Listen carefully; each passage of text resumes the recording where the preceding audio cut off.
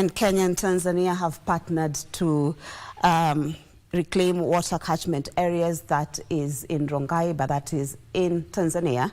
My colleague Timothy Kipnusu is there, and we should be able to link up with him to give us more details of what is happening there as far as the reclamation of the ecosystem. Timothy, if you can hear me, bring us up to speed with what is happening in as far as that is concerned.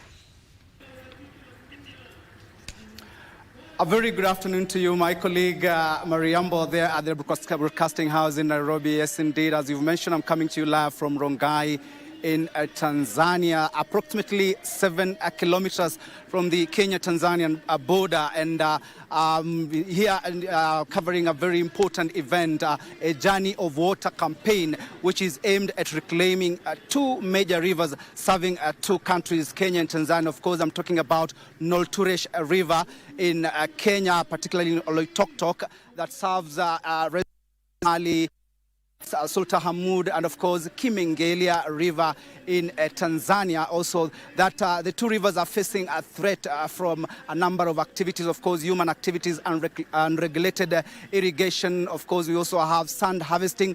And just to put this particular issue into perspective, I'm joined by Dr. Martin Mulama, who is the manager of southern Kenya, northern Tanzania landscape, just to give us some insight about this particular event. Thanks so much for joining us. Just come closer here. What do you want to achieve in this particular event? I understand that it is a 3-day event.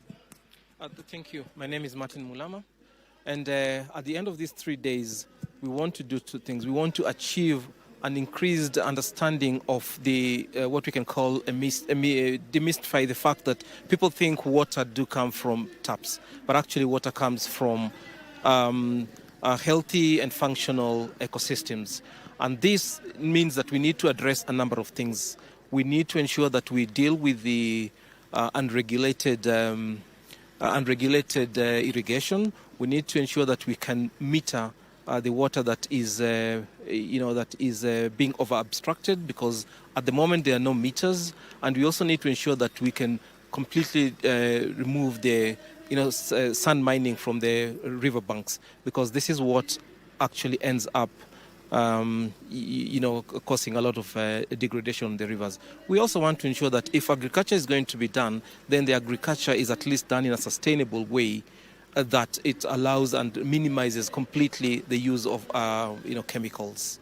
This is what we want to do in the next 2 days, because when we finish up the 3rd day, we'll be having a town hall dialogue where we will sit and discuss. As we walk, we'll be picking up the challenges, but when we sit on the 3rd day, we'll be now coming up with tangible actions to address all these challenges. For the last 4 years when this event started, perhaps what are some of the achievements in this particular campaign for the region?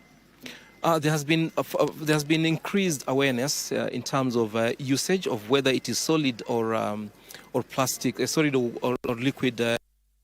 This we saw in the urban setup in Kibos River last year. We also did see a similar one in the Ewasonyiro when northern Kenya, and so we have to maintain the same and hope that this will also result into this very positive results. And of course, it helps a lot in terms of getting policies and government having to make decisions based on evidence that we'll have collected. Thank you so much.